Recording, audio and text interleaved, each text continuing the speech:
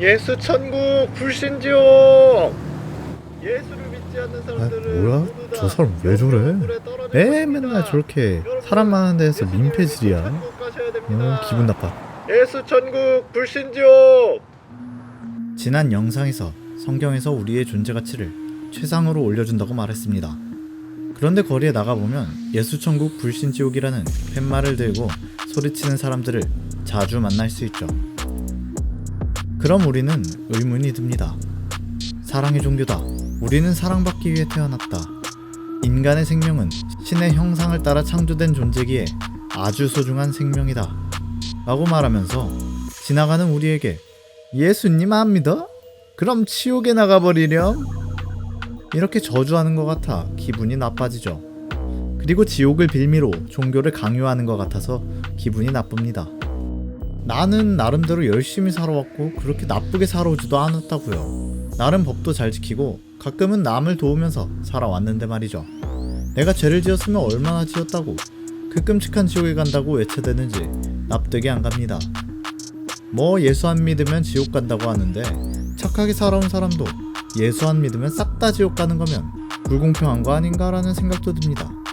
오늘부터 저와 함께 몇 차례의 시리즈에 걸쳐서 기독교에서는 왜 나에게 지옥 간다고 난리를 치는지, 지옥은 정확히 어떤 곳인지 알아보도록 합시다.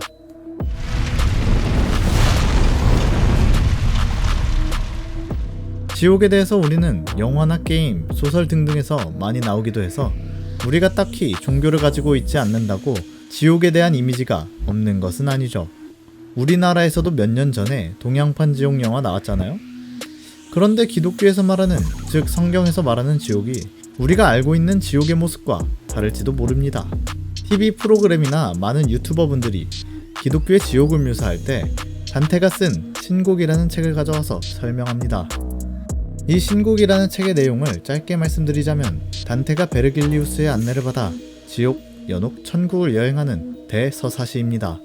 신곡에서 묘사하는 지옥의 모습은, 지옥은 9개의 층으로 나누어져 있으며 층마다 지옥의 모습이 다릅니다. 1층부터 림보, 세욕지옥, 폭식지옥, 탐욕지옥, 분노지옥, 이단지옥, 폭력지옥, 사기지옥, 반역지옥으로 나누어져 있고, 사람들은 현생에서 어떤 죄를 지었는지에 따라 지옥에서 받는 형벌이 달라지죠. 뭔가 이런 얘기 들으면 흥미롭지 않나요? 신곡은 지옥마다 우리가 알 법한 유명인들을 등장시키면서 우리의 흥미를 자극합니다. 그런데 사실 신곡에서 말하는 지옥을 기독교에서 받아들이지 않는다는 사실. 기독교에서는 최고의 권위를 성경에 둡니다. 다른 문헌이나 외경, 위경과 같은 책들에서 이야기하는 내용을 받아들이기보다는 성경을 최우선시하여 성경에 기반하고 있지 않은 주장들을 정설로 받아들이지 않습니다. 성경에서는 신곡에서처럼 지옥이 9단계로 나누어져 있다는 설명도 없고, 신곡을 자세히 보면 이건 기독교가 아니라 그리스 로마 신화인데? 싶은 이야기들이 대거 등장합니다. 지옥문을 지키는 케로베로스, 죽은 사람의 영혼을 지옥으로 실어 나르는 벳사곤 카론, 죄인을 향해 활을 쏴대는 켄타로우스 등등. 이게 기독교에서 말하는 지옥을 그린 게 맞나 싶을 정도로 이도교의 요소들이 많이 나옵니다. 단테가 신곡을 쓰던 중세에는 사람들이 성경의 말씀에서 점점 다른 이야기를 덧붙이고 미신적인 이야기, 이도교적인 것들을 첨가시켰죠. 그런 시대 배경에서 단테가 썼던 신곡은 기독교 세계관의 이야기가 아닌 여러 신화가 섞여버린 짬뽕 세계관의 사후세계를 그렸던 것입니다. 결론적으로 미디어와 여러 매체에서 단테의 신곡이 기독교의 지옥이라고 잘못 설명하고 있습니다. 성경에서 말하는 지옥이 아닌 다른 것을 첨가하고 상상을 더한 문학 작품으로 봐야 될 신곡의 지옥을 기독교에서는 받아들이지 않고 있으며, 기독교를 믿는 사람들은 이러한 지옥을 믿지 않습니다. 그래도 단테의 신곡에서 지옥에 대한 묘사와 성경에서 말하는 지옥의 일치점은 한번 들어오면 그곳을 벗어날 수 있다는 어떤 희망도 가질 수 없는 곳이라는 것입니다. 여기 들어오는 너희들은 모든 희망을 버릴지어다.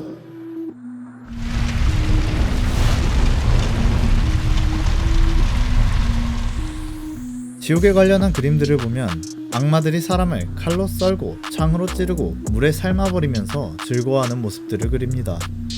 마치 인간들을 고문하는 것을 즐거워하며 고문 또한 창의적으로 해내는 고문의 스페셜리스트 사이코패스처럼 보입니다. 또 우리는 지옥하면 사탄이 다스리는 사탄의 왕국, 사탄이 지옥에서 짱 먹고 악마들을 부리는 그들의 파라다이스, 스위트홈이라고 생각하는데, 그런데 사실 이런 모습은 기독교에서 말하고 있지도 않고 성경에서 말하는 것과 정반대입니다. 지옥에 가면 그곳에 사탄, 마귀, 악마들이 있을 것은 분명합니다만, 지옥은 악마들이 사람들을 고문하면서 즐기는 테마파크가 아니라 악마들이 영원한 형벌로서 고통받는 공간입니다. 지옥에서 악마들은 인간들에게 고통을 주는 고문 기술자 같은 역할로서 있는 것이 아니라 지옥의 수감자로서 영원한 형벌을 받는 죄수인 것입니다. 악마들은 지옥에 떨어진 인간들과 함께 죄수 동기로서 영원히 함께 고통 속에서 몸부림치며 자신들의 죄값을 받아야 하는 것이죠.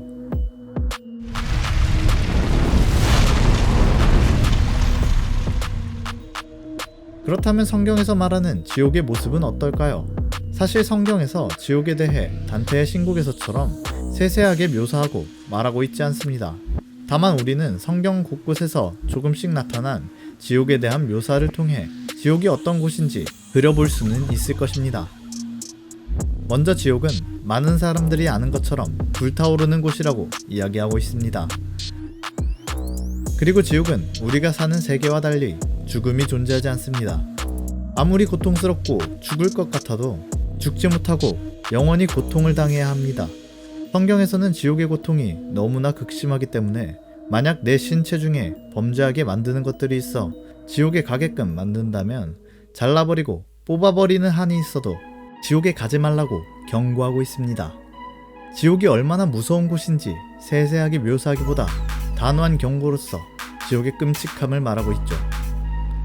성경은 지옥에 대해 세세하게 묘사하고 있지는 않아서 신곡에서처럼 단계가 있어 색다르게 고통을 주는지 알 수는 없습니다. 하지만 성경에서 사람들의 행위에 따라 심판받는다고 말하고 있습니다. 악하게 살아온 사람은 그 악행대로 더 큰 처벌을, 그래도 선하게 살아온 사람은 악한 자보다 약한 처벌을 받게 될 것입니다.